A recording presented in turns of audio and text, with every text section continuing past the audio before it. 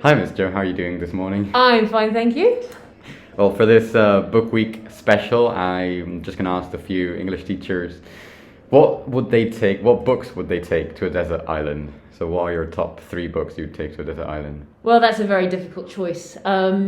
Wow, okay, let me think. Well, it would have to be quite big books because that will keep me occupied for a very long time. So I think my first choice would be Outlander because it's about 800 pages. Okay. It's also about a lady who falls through some stones and goes back 200 years. So it's all about experiencing something new and going back in time and kind of like facing the hardships of living in a world without modern accompaniments. So you've already read it? Yeah, I've already read it. Yeah, And you'd still read it again? I would read it again because it was a few Okay. years ago, and it was a good read.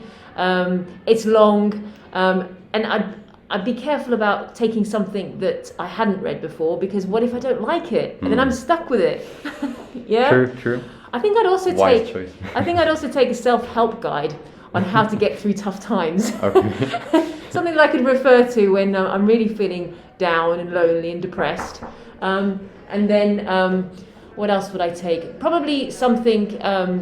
Also, I'd look for another tome, so something that's another book that's really, really long. But I'd have to do some further research on that because, as I said, I don't want to be trapped into reading something that I don't necessarily like. Okay. Yeah. Okay. Thank you very much, Miss Joe. Okay, thank you. Hi, Miss Lisa. How are you this morning? I'm good, thank you. Just to continue with the questions, the English teachers, what 3 books would you take to a desert island? Right, I'm going to cheat for the first 3, essentially. I'm going to go for a series of the Harry Potter books. And Okay. the reason is I got into them quite late into the series, but then I got into going to the midnight openings. So I would go to the bookshops around about 11:45 and have this huge kind of excitement of getting the new Harry Potter book when it came out at midnight. So those books have really good kind of warm and fuzzy memories for me. So I read them and reread them simply because they're my happy place. Great. And another one would be a Stephen King book, and it would be The Stand. Okay. And I like that one, and I got into that reading that again in the pandemic because it's obviously about a global pandemic that ends the world population. Ooh. And that, to me, I found it quite a nice bit of escapism blended in with the Okay. reality of our situation. The third book is probably the classic Wuthering Heights. And it's kind of a bit of a sick, twisted one in that I like the little asides that Emily Bronte does, such as like little puppies, dead puppies hanging on the back of chairs, and Heathcliff banging his head against a tree bark. And it's just the random darkness of her writing. Okay. So I'd probably say those would be my selections for a desert island. Well, thank you very much, Miss Lisa. Okay. Good morning, Mr. Matt. How are you doing? I'm doing very good. How are you? Great. So what 3 books would you take to a desert island? Right, that's quite a big question because I think if you ask me next week, I'll pick 3 different ones. So I'll try and think what I picked today. My favourite book ever is Fever Pitch because I'm a big football fan. Okay. And I also think it's not just about football though, it's about anything you fall in love with, any sort of hobby you fall in love with. So it's good for that. Because I'm going to be on a desert island, I thought of like island books. I don't like Robinson Crusoe, don't really like Treasure Island.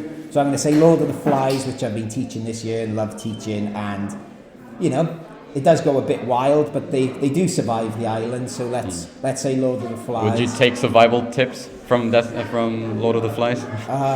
Some of it, maybe not all of it. I think I'd be more of a piggy than anything. I think I'd be a bit scared, but yeah, I'd go Lord of the Flies just for, you know, I might get something useful from that.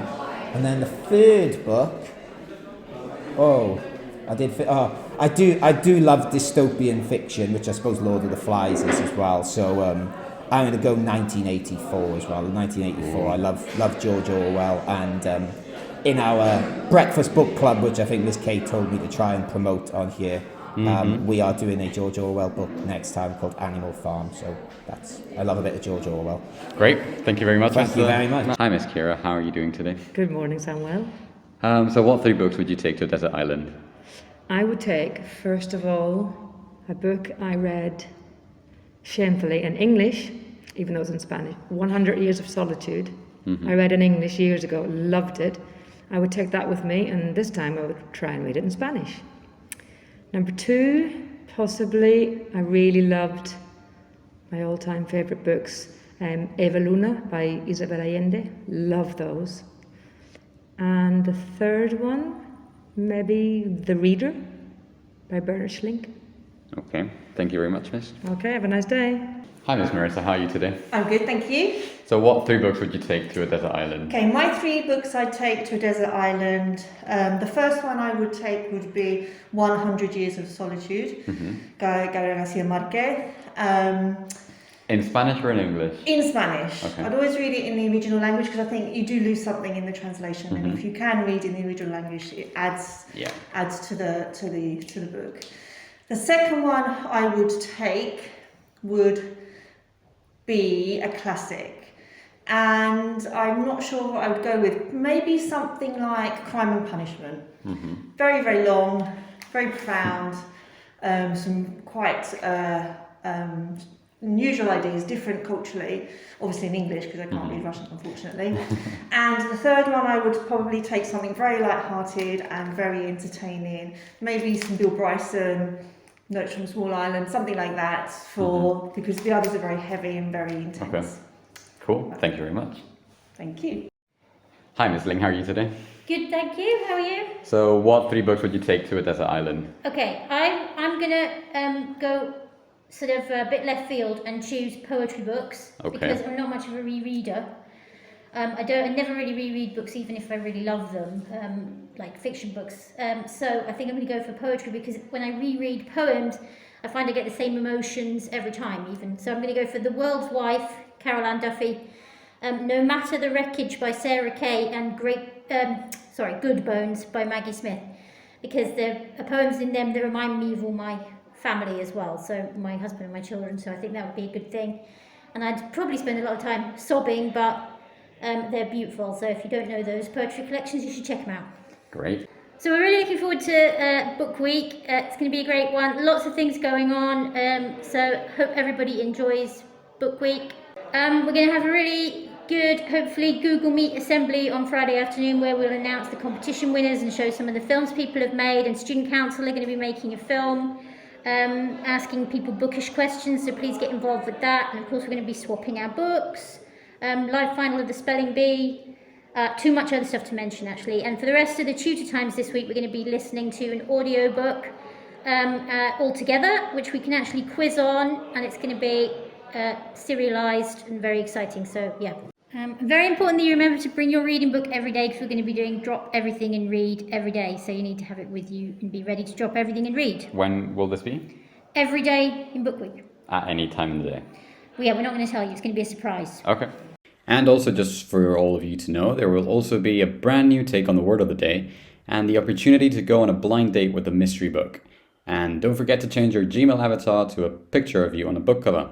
Happy Book Week. Bye.